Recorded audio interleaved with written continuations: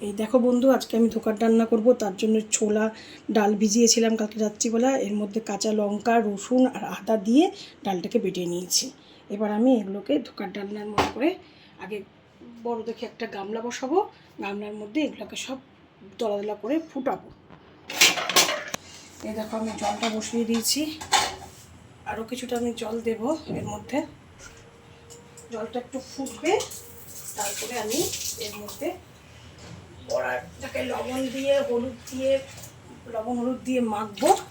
মেখে নিয়ে কিন্তু এটাকে সুন্দর করে কিন্তু গোল গোল করে বড়ার আকারে ছেড়ে দেবো।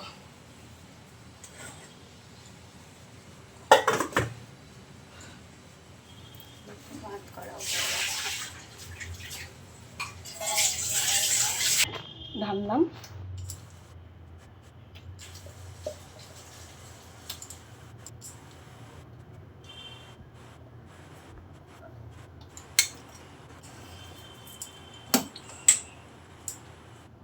কোনো বড়ার পেস্টটাকে ঢেলে নিয়েছি।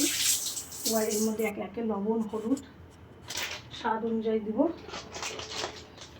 এটা লবণ দিয়ে দেবো, আর এই জলের মধ্যে একটু লবণ দিয়ে দেবো।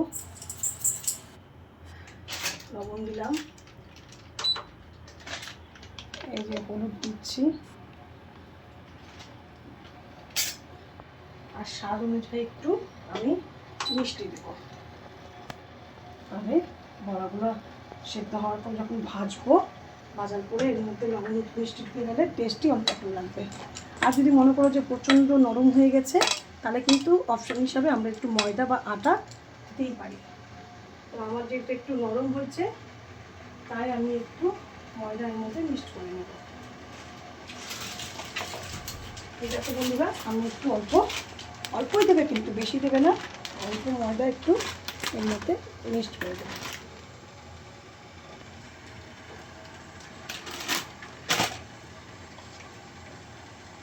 দেখো একটু বেশি পড়ে গেছে, আমি একটু উঠিয়ে নিলাম। এই যে আমি মিক্সড করে নিচ্ছি, তাহলে বড়াটা করতে আমার সুবিধা হবে। এই বড়াটাকে তোমরা আবার মশলা দিয়ে কড়াইয়ের মধ্যে সাঁতলে নিয়েও কিন্তু চাকচাক করে বরফির আকারে কেটে, বা তোমার যেটা ইচ্ছা সেই রকম ডিজাইন দিয়েও কিন্তু কেটে ভেজে বড়া করতে পারো। কিন্তু আমি ছোটো থেকে আমার বড় মা এই বড়াটাকে এইভাবে করতে জন্য আমরা খুব ভালো খেতাম, তাই আমি এটা এইভাবেই করি। জলটা একটু ফুটে যাক, আমি একটু দেখি। দেখো টেস্ট করার জন্য কিন্তু আমি এই যে একটু দিয়ে দিলাম। যেটা যদি একদম না ভাঙে তাহলে বুঝবো যে আমার জল গরম হয়ে গেছে, আর যদি ভেঙে যায় তাহলে বুঝবো যে না, এখনও পর্যন্ত জল গরমটা ঠিকঠাক মতো হয়নি। জলটা টকবক করে ফুটলেই কিন্তু দিলে বেশি ভালো হয়। তো জলটা আর একটু ফুটুক।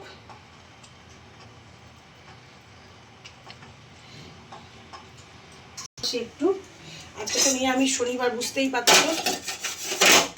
এই এখন বেগুন ভাজা বসিয়ে দেবো।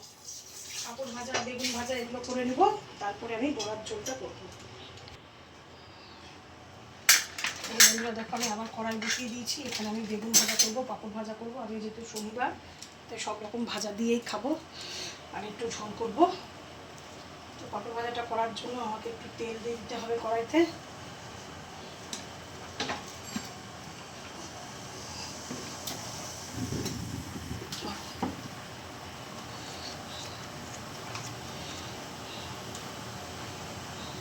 এবার আমি তেল দিয়ে দিলাম।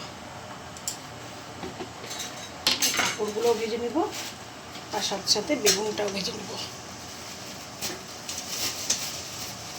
তেলটা তাপুক।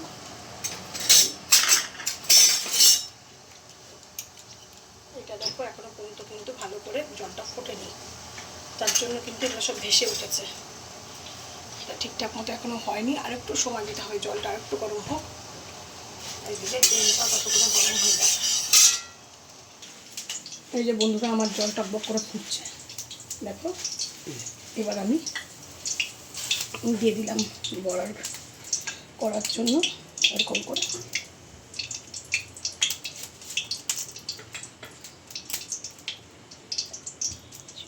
এই দেখো,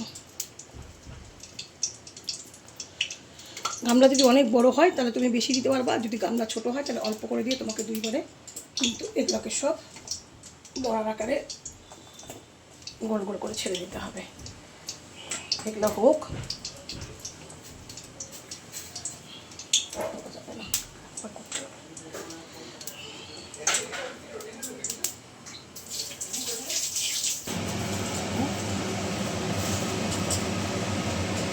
আর এই দেখো তোমার এই কালারিং পাঁপড়গুলো আজকে খাচ্ছি। আমার বাড়িতে অনেক রকম পাঁপড় থাকে, বাড়িতে কিনে নিয়ে আসি, একটু মিলিয়ে মিশিয়ে ভাজি, কখনো এটা কখনো ওটা। আজকে আমি কালারিং পাঁপড়টা ভাজছি।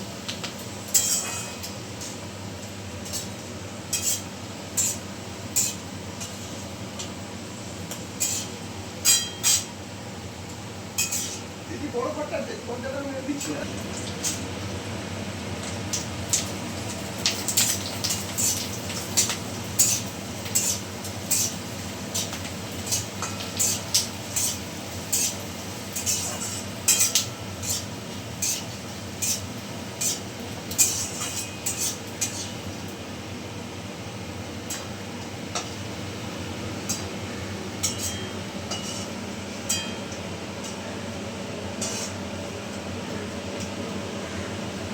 গেল। আর আমার মেয়ে একটু এই ডালেরই একটু বড়া খেতে চাইলো, তাই ওর জন্য একটা বড়া করে দিই আমি। এটা তুমি তোমরা 2 রকম 3 রকম স্টাইলেই করতে পারবে। এরকম করে বড়া করেও কিন্তু ঝোল করা যায়, আবার ওই যে বললাম মশলা দিয়ে সাঁতলেও করা যায়, আবার কিন্তু এরকম সেদ্ধ করে কেটে নিয়ে ভেজেও কিন্তু করা যায়। এটা তোমাদের ইচ্ছা, তুমি সেই রকম করে তোমরা করতে পারবে। এই এরকম ঢোকার বড়ার ঝোল কার কার খেতে ভালো লাগে নিরামিষের দিনে আমাকে কিন্তু কমেন্টে অবশ্যই জানাবে, ঠিক আছে?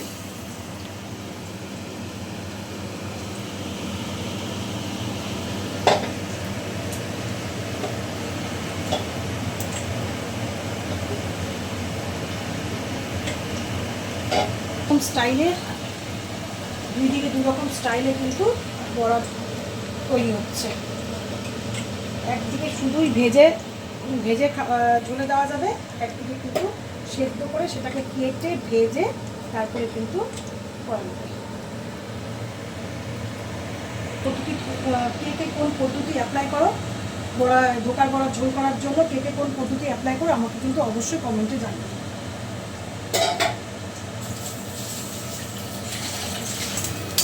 এই দেখো বন্ধুরা, আমার একটা পাশ কিন্তু কিছুটা হয়ে গেছে, তাই কিন্তু বড়াগুলোকে কিন্তু আমি আবার উল্টে পাল্টে দিলাম।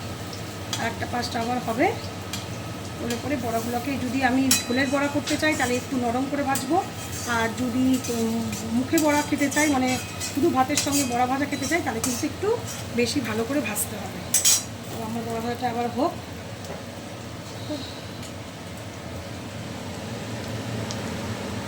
একটু লাল লাল করে ভাজলাম, বললাম যে এই বড়াগুলো মুখে খাওয়া হবে, তাই কিন্তু এই বড়াগুলো একটু লাল লাল করেই ভেজে নিয়েছি। এক পাশটা তো পুরোপুরি হয়ে গেছে, আর একটা পাশ একটু হলেই কিন্তু বড়াগুলো সুন্দর ভাজা হয়ে যাবে। এই যে আর একটা পাশ হবে।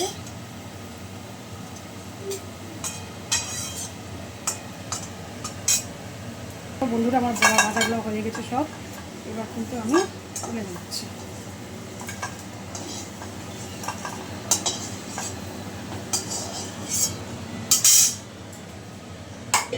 আর এই যে দেখো, এবার কিন্তু আমি বেগুন ভাজবো।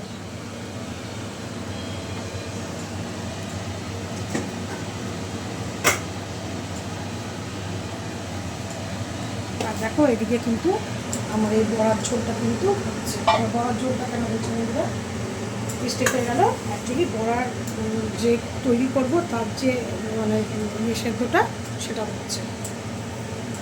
এইদিকে আমি তেল গরম করছি, এখন বেগুন ভাজতে দিই।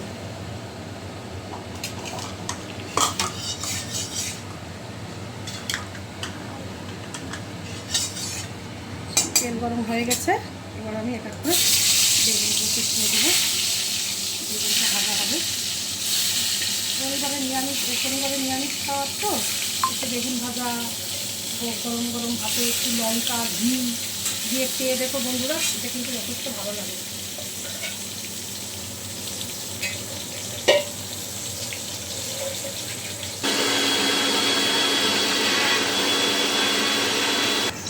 এই যে বন্ধুরা আমার দেখা বেগুন ভাজা এক পাশটা হয়ে গেছে, আমি আবার উঠে দিচ্ছি। এইদিকে দেখো আমার এই যে ডাল কিন্তু সে অলরেডি বড়ার মতো করে পুরো সেদ্ধ হয়ে গেছে। এবার কিন্তু এটাকেও আমাকে বন্ধ করে দিতে হবে। এই যে গ্যাস বন্ধ করে দিলাম।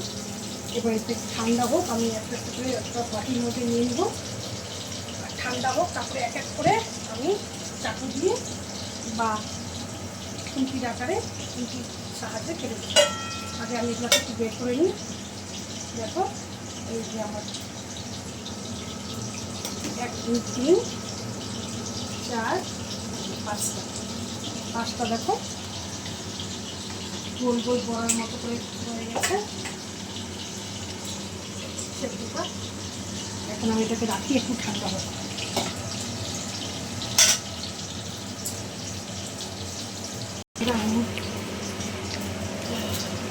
এই বড়াগুলোকে এক এক করে আমি থালার মধ্যে নিয়ে নিচ্ছি।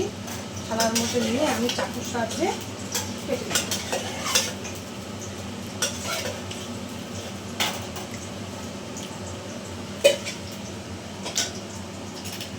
এই যে আমার চাকু, এই দেখো আমি এবার এভাবে কেটে দিই।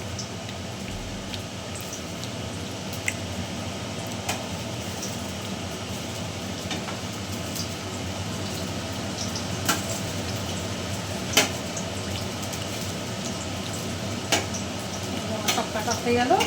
এবার বেগুন ভাজাটা হয়ে গেলে আমি এটাকে ভাজবো।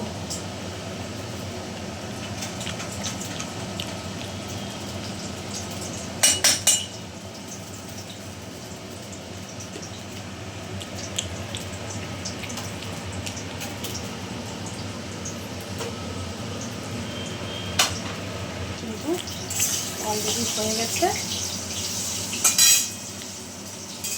আমি গ্যাসটাকে বাড়িয়ে, যাতে তেলগুলো বেগুন ভাজার মধ্যে না থাকে, আমি গ্যাসটাকে একটু বাড়িয়ে দিলাম।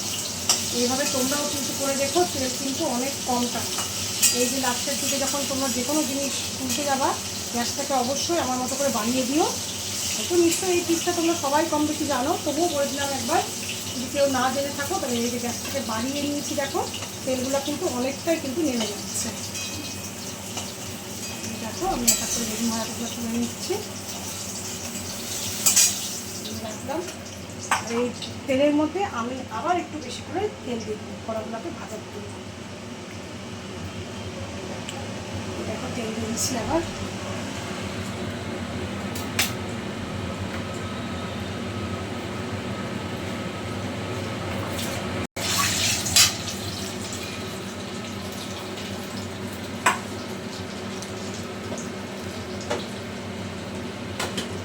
দেখো বন্ধুরা, আমার তেল কিন্তু অলরেডি কেটে গেছে। এবার কিন্তু আমি একটা একটা করে বড়াগুলোকে ছেড়ে দেবো। তোমরাও কিন্তু বড়ার গায়ে কিন্তু দেখবা এরকম যদি হালকা হালকা যদি ডালটা ইটা যদি লেগে থাকে, তো আস্তে আস্তে করে গায়ে থেকে সরিয়ে সরিয়ে কিন্তু বড়াটা তেলে ছেড়ো, নইলে কিন্তু প্রচণ্ড ছিটবে। ঠিক আছে?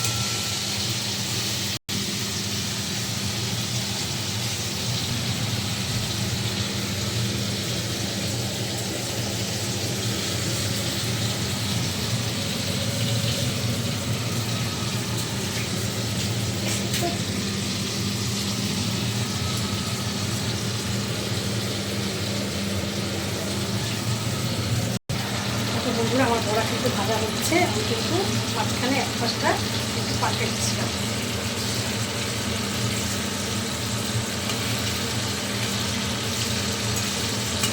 আর একটু ভাজা হবে।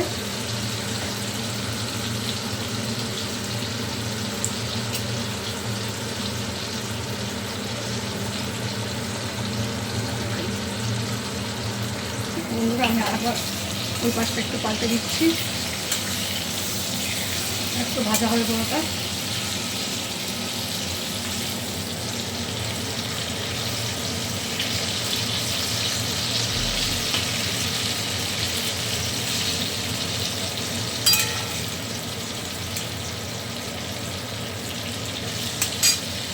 এই দেখো আমি কড়ার ঝোল করবো জন্য দেখো আমি ছোটো ছোটো করে কেটে রেখেছি।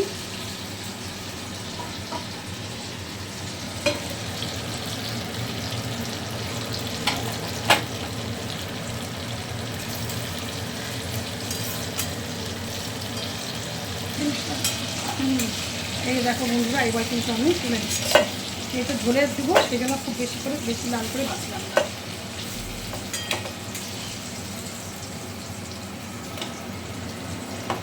দেখো এবার আমি এই আলুগুলো ছেড়ে দেবো।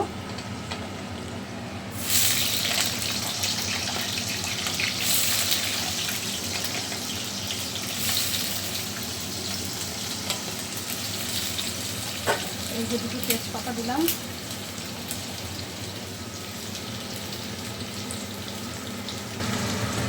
এই যে জিরা, কাঁচা জিরা দিলাম,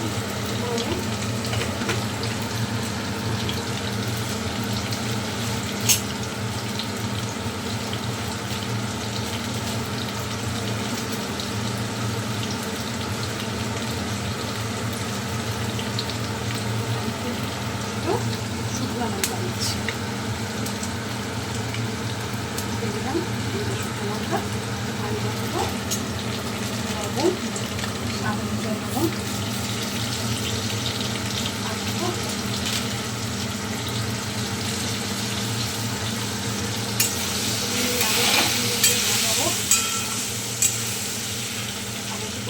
রেখে দিচ্ছি আলুগুলো একদম ভালো।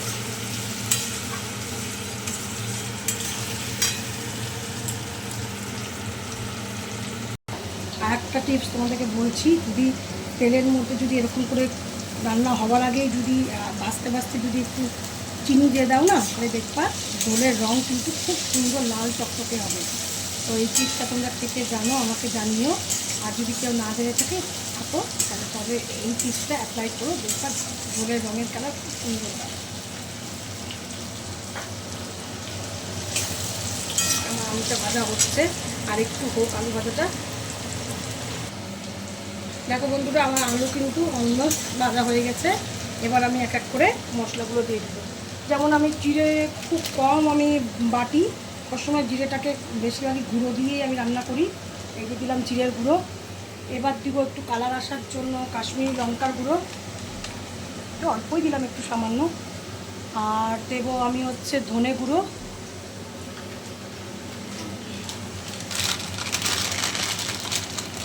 এই যে দিলাম ধনে গুঁড়ো অল্প।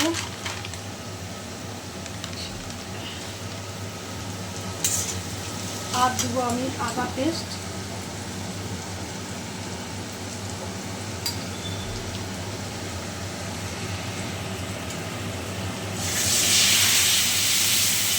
আদার মধ্যে সামান্য একটু পেস্টের মধ্যে একটু জল দিয়ে দিয়েছিলাম।